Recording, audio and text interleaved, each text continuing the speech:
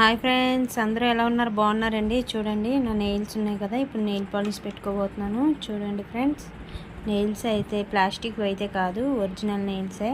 చూడండి, మన దగ్గర బ్రౌన్ కలర్ ఉంది. ఇప్పుడు ఈ బ్రౌన్ కలరు నేను పెట్టుకుంటానండి.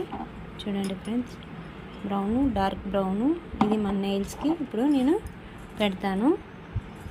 చాలా సింపుల్గా డిజైన్ చేసుకోవచ్చు, క్లాస్గా ఉంటుంది. మరీ హెవీగా పువ్వులు గివ్వులు అని కాకుండా సింపుల్గా చేసుకుంటే చాలా క్లాస్గా కనిపిస్తుంది ఫ్రెండ్స్.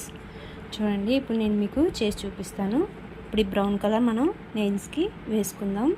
చూడండి ఫ్రెండ్స్, నేను డార్క్ బ్రౌన్ అయితే వేసుకున్నాను. ఇప్పుడు దీన్ని నేను హైలైట్ చేస్తాను.